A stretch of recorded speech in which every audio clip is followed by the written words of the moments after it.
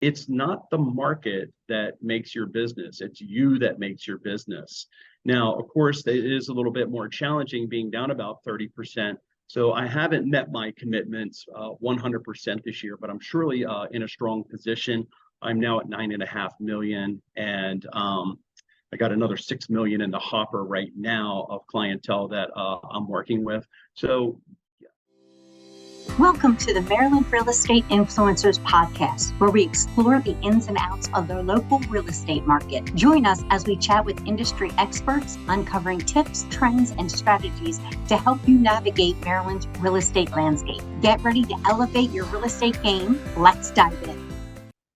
Hi there, y'all. You are in the right place if you're interested in knowing more about the Maryland Real Estate Influencers Podcast. Today we have Steve Paxton with us, and he's going to share a little bit about his business and his production and what he's doing to be successful in this down economy. Steve, thank you so very much for taking time out of your day and being on the podcast. well, thanks for welcoming me to this. I'm very excited about it. Yes, I'm very excited to have you too. You will be our first Baltimore City realtor at this time. I know you do some stuff in the county too. But if I remember correctly, your office is in Baltimore City, and that's where I made the connection. So I just wanted to say you're our first one. So thank you so very much. Yay! That's it. Would you tell us a little bit about what made you get into this real estate business? Well, that's pretty interesting because way back in the day, I ordered an infomercial package on how to buy real estate with zero money down from Carlton Sheets, right? So me and a buddy of mine, we ordered it. We went through it all, and then I was going to return it because you could get a full refund. And they say you could keep it for a massive discount. So we kept it. He actually took advantage of it and bought some properties. I did not. But that got me interested in buying a home. So I bought my first home on Kenwood Avenue in Canton back in 1996. The mortgage payment was $5 more a month than my snazzy sports car, which was hysterical. And I couldn't rent the I couldn't rent it. I couldn't rent the property for like $600 a month. Canton, right? Funny. So I moved in. I moved into it, and that's how I ended up in Canton. And then not too long after that is when I explored getting into real estate. So April 17th, 2001 is when I pushed the button and I passed my real estate test. And then I actually had to figure out how to sell real estate. The hard part. Well, that is an interesting story. I too was a Carlton Sheets listener and got the DVDs too back in, 98, 97, 98. So it's been a minute for me too. I'm glad I'm not the only one, but you're the first one that's admitted it. So thank you so much for joining my group. I love that. And do you focus? Are you one of the agents that are always working, or do you have a relaxing time at all? I heard somebody's voicemail and I loved it. It said, on Saturdays, I will call you back when the sun sets. And I'm like, oh, I'm totally stealing that. That is such a good one. So do you have some downtime during your work week, or are you kind of always the nose to the grindstone? I used to be nose to the grindstone 24/7 all the time. And that was really my first several years. I never vacationed 24/7, just right down to it. It was nuts. But nowadays, over the years, I don't work on Sunday. I love that. No, I don't work on Sunday. And I set that standard with my clients, unless it's a relocation person, because I do relocation. If they're in for just the weekend, there's an exception. Sure. Other than that, absolutely not. And on Saturday, I may do some stuff for a half a day or in the morning. But other than that, it's a Monday through Friday situation. Most of the time, I am not working evenings anymore either. Wow, that is fabulous. Congratulations. Yeah. Do you have people that work with you that are able to take those things, or your clients kind of conform to where you need them to be? They pretty much conform, and with some of the flexibility that people have today, it makes it easier to do stuff during the day. I do have some clients I have to hit early evening or maybe on a Saturday morning because of the type of job they have. But for the most part, it really isn't a problem. And you set that standard with your clients as you're working with them, because they want you to respect their personal time. You have your personal time too. And if they're not respecting you and you're not respecting them, then why should you even work together anyway? Very true. I love it. I love it. And you're the first one I spoke with that has those pretty definitive guidelines. I understand you change when you, as you said, when you have a relocation person or somebody that has an odd schedule. But I love that. And that is, having a boundary there is so very important. Well, I know that our listeners want to get to the crux of this, and you have some extremely fascinating numbers for the last year, especially that we're in a declining market. Do you have the numbers in front of you, or I know I have them in front of me? Do you want me to share? Or would you like to for 22 and 23? I know majority of my numbers all the time. Knowing your numbers is extremely important because you need to know where you are to know where you're going to. Last year, I did 25 million and 62 transactions. But over the last 3 years, 21, 22, 22, I did roughly 75 million and just shy of 200 transactions. This year, obviously, inventory is down around 30%. And it's not the market that makes your business. It's you that makes your business. Now, of course, it is a little bit more challenging being down about 30%. So I haven't met my commitments 100% this year, but I'm surely in a strong position.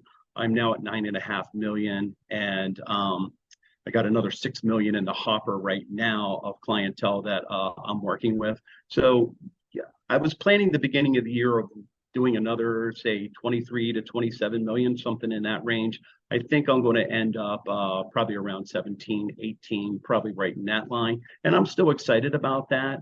And, based off of what the market's doing. Now, I do know some other people that are crushing it, having their best years ever, which I'm very excited for them. But most people are not. And there's a lot of reasons why they aren't doing it. Most definitely. Do you know your numbers even further, the breakdown when it comes to where the business in 22 came from, where the business in 23 is coming from? Thank you. I would love for you to share with our group here where that business is coming from. Is it repeat business? Is it your sphere? Is it referrals? Is it lead gen? If so, what kind of lead gen are you using that you're open to sharing? Well, Jennifer, it's really easy. And I've been very fortunate. Years and years ago, in the beginning stages of my career, I didn't know what a database was. I just had a list of people in my Outlook contact section, right? But once I came to Keller Williams in 2012, they really pressed on me on the importance of a database. So I really built my database up, and I have it categorized out on who my A clients are, B clients are, Met clients, not Mets, and different things like that. So over the last 3 years, 75%, 73 to 75, right in there, has been repeater referral business. Wow. And then the rest of that business has come through relocation, some mailing marketing that I do, signs, or I get very little social media, to be honest with you. But most of that does come from my sphere.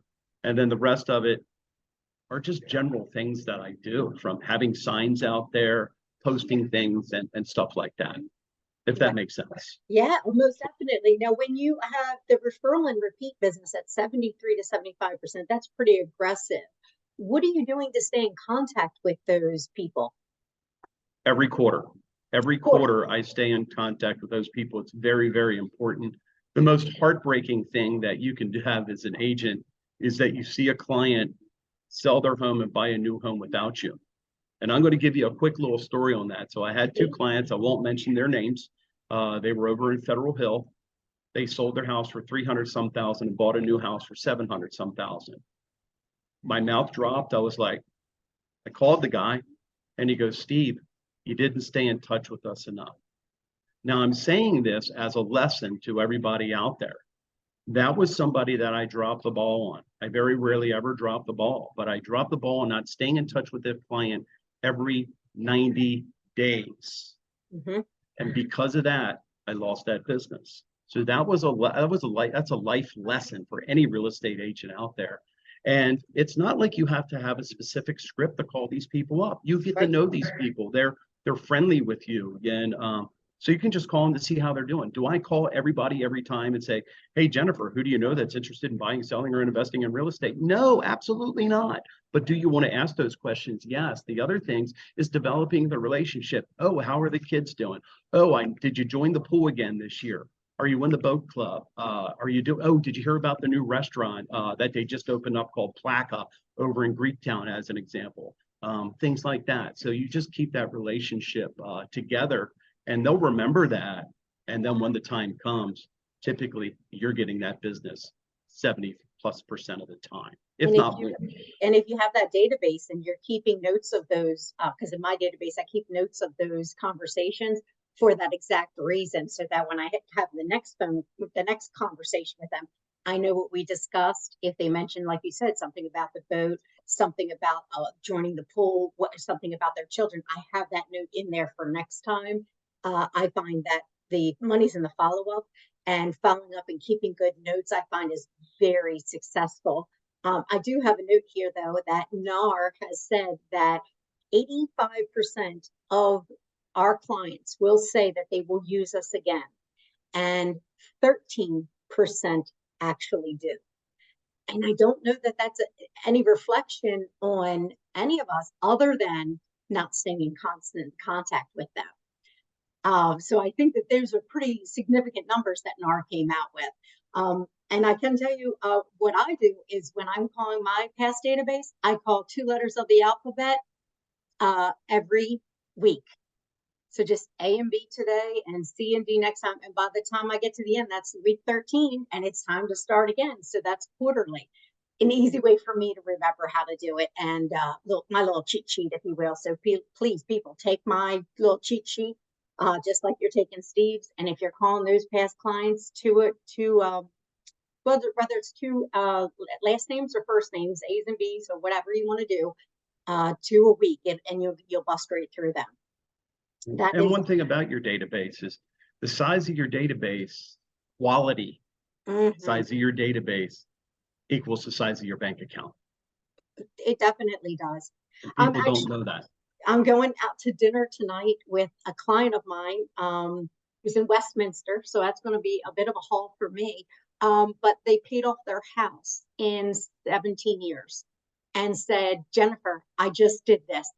And I'm like, oh crap, let's go celebrate. So, I mean, you've been in the business a minute, people are able to pay off their house within that time frame. You're still staying in contact with them, and they want to celebrate with you. I mean, how cool is that? I mean, that is the best way to spend the evening. And I will definitely hike up to Westminster for us to hang out and to a new restaurant that I've never been to, and just celebrate her and her success and what she's done. I'm so excited. That's awesome. And here's something to think about, and is when you think about the client in your database. So let's say you're my client and I sell you a house today. And let's say I'm fresh in my real estate career and I'm going to be around for 20 or 30 years in real estate. And I'm just starting, and you're my client. The likelihood of me doing 2, 3, or 4 more transactions with you within that 20 to 30 year timeline is very promising. So staying in touch with your folks is very, very important, because every one client could be anywhere from 3 to 5 transactions per se through your career. And if you add all of that up over a period of time, that's pretty snazzy. Yeah, it is. That's how I got into the fire department, the police department. We were all in our early 20s and we were all doing our thing. And my sister was a volunteer firefighter, and it just spread like wildfires from firefighters to police, and it just went rampant. And it was just, and you were friends with all these people, especially, in your 20s, before all the kids came and the craziness happened of life. And it was just wonderful to start like that. Go ahead. And I apologize. One other thing on the database is I'm far from an expert on the database. Do I work on it constantly all the time? Yes. Do I miss stuff once in a while? Yes. You don't have to be perfect, but you need to be You need to be your best. There's a difference between being your best and being perfect. Perfect never happens, but being your best and showing up every day makes the difference. I love that. I love that. I couldn't agree with you more. Actually, that leads into my next question about mindset. So we know in our industry, if you look at the news, it is negative Nancy, and it is out there. I want to know what you do to keep yourself in a positive mindset so that you can get through your day and you could have these phenomenal production numbers that you're having. Well, it is hard some days, and I have a business coach, and Okay. Not too long ago, a few weeks ago, I said to my coach, Jim, I was just not with it. I just wasn't focused, wasn't this or that. And I took a day and I just said, shut down, call it a day. Don't do anything. Regroup your mind, regroup your focus, because sometimes stepping back to take that breather, to jump back forward to getting where you need to be is so crucial. But there's so many people that are in the mindset going, oh, if I step back for those hours or that day or 2 days or whatever it is, I'm going to miss something.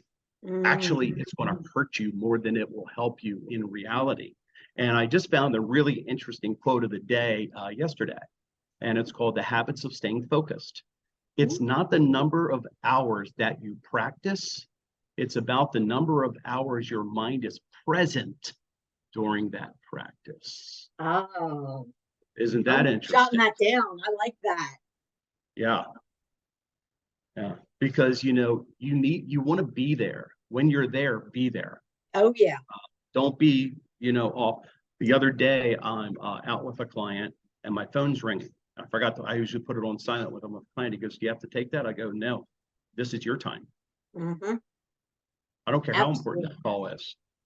The house isn't burning down. They can wait 15, 20 minutes before my call back, right? I love that. Yeah. I absolutely love that. Yep. What kind of trends are you seeing in the market right this moment?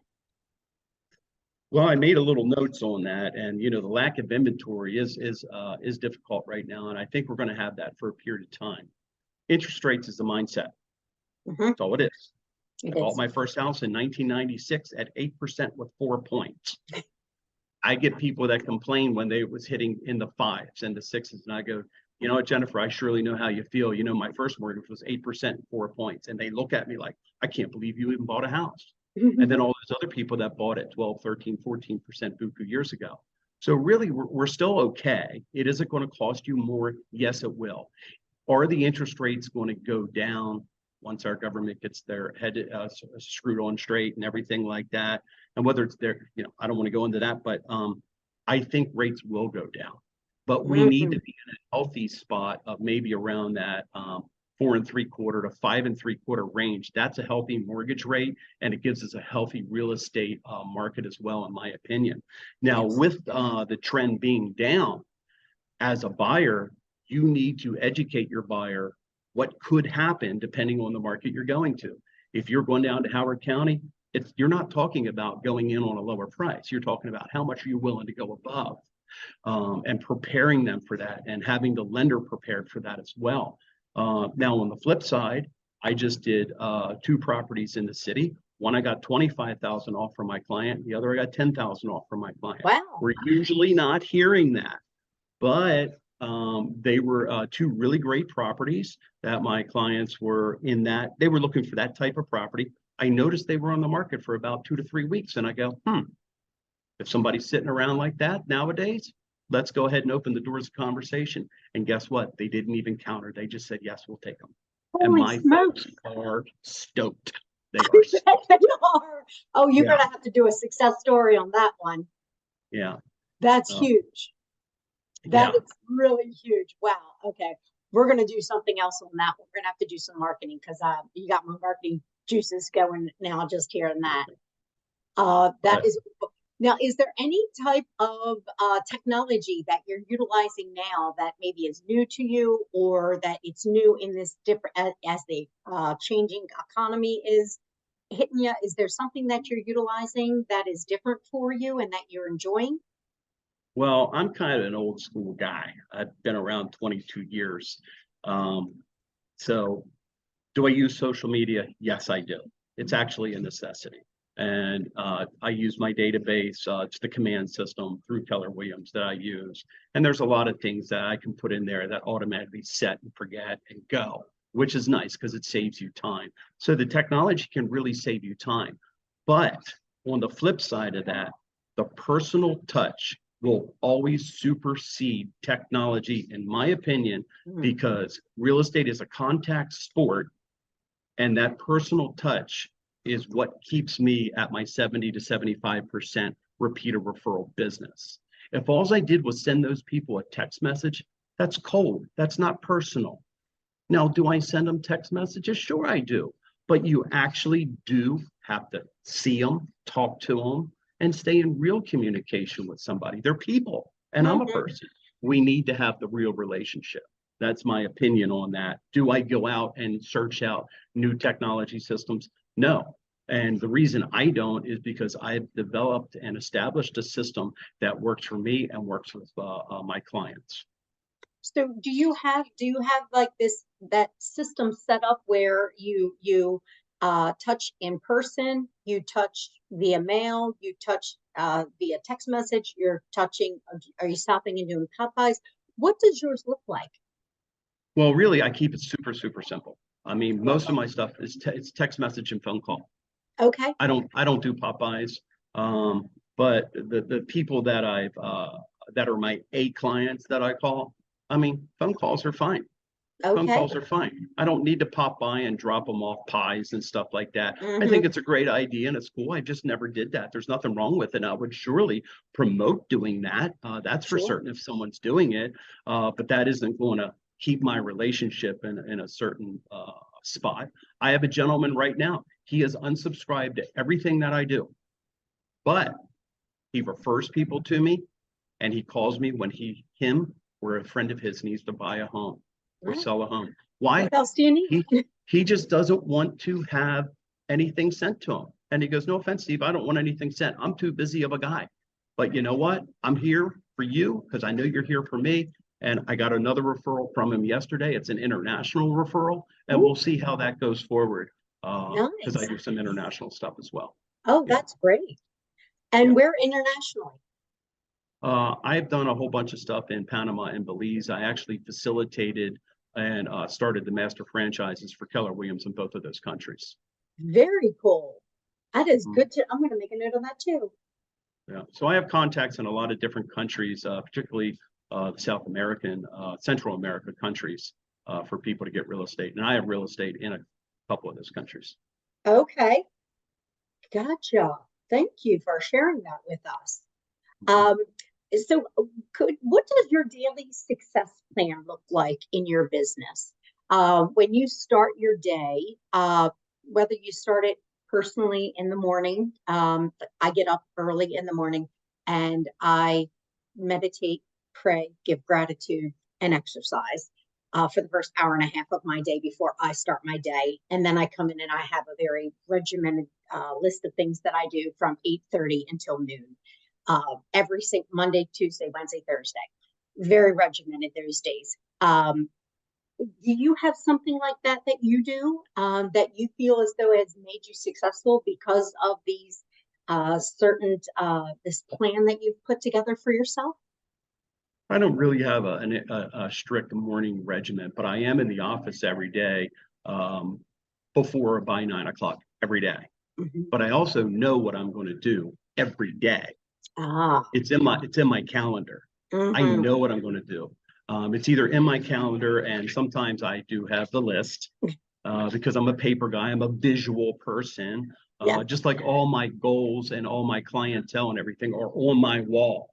You know, all my potential buyers, all my potential sellers, all my goals, where I'm doing, because I can sit back in my chair and I can look and be like this. Where if I have to keep opening windows up, it's not in my face. Me, I need it in my face. And that's why I have it there. But I know every day what I'm doing. Now, let's say I have downtime and I'm like, there's nothing in my calendar. If there's nothing in my calendar, I'm lead generating, I'm looking at the market, I'm trying to find off-market properties or doing things of that nature, if that makes sense. It's simple. People complicate it and it's easy. It's just that we're dealing with people. If people weren't involved with real estate, we'd all be bazillionaires. But there's people involved. There's people involved. So, we have to be, we have to adapt and learn how to work with people. And that old saying, people don't care what you know until they know that you care. So if you care, you can get the answers. You can get the answers. Oh, I love that. I love that. I wanted to talk about some goals that you had for yourself in your business. If you are open to sharing them with us for the rest of 2022, or I'm sorry, listen to me, 2023, or for 2024 as we move forward. 2024, my business planning will all be completed in November. Oh, very nice. I wait until November. You have to do it before the beginning of the year, because once January 1st hits, if you haven't even started and don't have any focus, you're going to lose out on the first 30, 45 days in a heartbeat. Mm-hmm. So that's really important. I kept my goals very similar to the prior year of 25 million and 70 transactions. I'm not proud to say that I may miss that I'm probably going to miss that. But am I changing that? No, because I'm keeping the laser beam focused towards it. Could I still achieve that? Yes, I could. Mm-hmm. But I'm not going to stop striving for it, ever strive for it. And it's very rare every year that I actually meet my goals, but I don't even call them goals. They're not goals. Goals are just things that are out there. So I set commitments. I love that. Commitments to myself, because a commitment to yourself is different than setting a goal. So instead of saying my 2024 goals are, my 2024 commitments to me are blank. I love that. That's a mindset twist, just a little bit of an adjustment. Now I'll still have a great year this year. I know I'll have a great year next year, and it really does come down to your mindset, staying in touch with your people. We're working a little harder than we used to. It was easy times the last 3 years in reality. In my opinion, it was easy times. A lot of people don't know the hard times of 2007, 8, 9, and 10. They don't know those hard times. Mm-hmm. They don't even compare. Today doesn't even compare to that. Yeah. And I know a lot of people that made it through that and a lot of people that didn't. And all the ones that did make it are quite successful people right now. Oh, yes, most definitely. Well, I believe that there's 2 other goals that you had that we didn't mention. One is about waterfront and one is about your MAPS coaching. Do you want to elaborate about those as well? Sure. I moved to the waterfront a few years ago, and it's been something that we've been wanting to do. And I tripped across the property and then gutted and renovated it. And I've always loved waterfront. And I've had other waterfront properties like down Ocean City and places like that, but it wasn't where I was living full time. And so I really been wanting and pushing on tapping the waterfront market. And I really started extremely heavy on that at the beginning of this year. I have a specific program in place on how I'm marketing it and where I'm going with it. And right now I'm closing one tomorrow for $975. I have 3 other listings that I'm working on in the waterfront around my house. And I have 4 waterfront buyers right now. 3 that are serious, one's like, whatever. But all of that, I put all of that together basically in about the last 90 to 120 days to get those activities. Nice. So that's probably about $5 million in business. That is really nice. Congratulations for you. Thank you. And especially that you're just starting to get into this as a primary focus. That's wonderful. A little niche of yours. And it's a different animal. It's totally different from selling a regular house. There's a lot of things you need to know. And I've known these things for years because I've been a boater and everything like that. So that's really helped me understand that's really easy and be able to help my clients out very easy with it as well. Oh, I love that. And tell us about your MAPS coaching. MAPS coaching is a program that's exclusively through Keller Williams, and it's mega agent production system. So I'm in MAPS coaching. I have a coach every week that I meet with. And since I've been around doing this so long, all the things that I've learned, I would like to be able to share that and help other people with it. So I'm just starting with all the different trainings and programs that I need to become approved. So probably within the next year, I'll be an approved coach with the company. and be coaching clients and still keeping my business running at the same time. That is fabulous. I'm so grateful that you came on here today. So if somebody is listening to this and they're inspired by you and they want to know more about MAPS coaching, maybe they want to know more about waterfront listing homes and sales, how can they get a hold of you? Well, if they want to know about MAPS coaching, easy peasy, no problem. If they want to know about how to list a waterfront property or how to work with a waterfront buyer, I'm happy to give them a referral. But no, because see, there is no secret. There is no secret. Everybody's looking for the secret. There is no secret. Once you come to terms knowing there's no secret, and it's putting the correct work in. But if somebody wants to reach out to me about anything, I'll share anything that I'm doing. Because I share what I do all the time with people in my office. Oh, sure. And guess what? They aren't going to do it. They're not going to do it. So it doesn't matter. They can be like, oh, look at this, look at that, da da da da. Are they going to do it? Oh, here you go. I'll give you the whole program. Most people won't do it, but enough people will. And there's enough people that are going to become extremely successful out of it. That's why only about 10 to 15% of us are very successful real estate agents. Yes. Good. Well, what is the contact information that people could use to reach you? You could reach me at my email, which is Steve, C as in Charlie, Paxton @gmail.com, or I'm at 410-245-6476. You can also find me on Instagram, and you can find me on Facebook as well, or LinkedIn. But it's always best to email, text me, or call me. And I'd be more than happy to talk with anybody out there, because by talking with people, you learn more. And here's one thing about learning. If you think you know it all, you're lost. Yes, that's true. Let's just say that. That's true.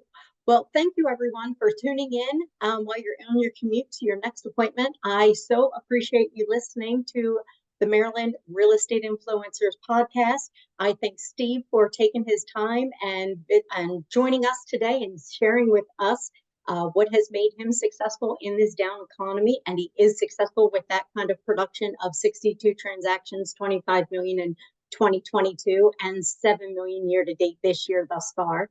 Phenomenal production. 9.5. Oh, pardon me. Thank you very much. And if you really enjoyed listening to Steve and listening to me, please take a moment and put a review in at wherever you're listening to this, whatever platform you're listening to this. I would really appreciate it. And so would the other agents within the state of Maryland. Thank you so very much for listening, and we'll see you next week. Thank you for joining the Maryland Real Estate Influencers podcast. We'd like to ask you 2 favors. Number 1, forward this podcast to 3 of your favorite realtor friends. They'll thank you for it, and I'll thank you for it too. Number 2, we'd love reviews. It helps get the word out.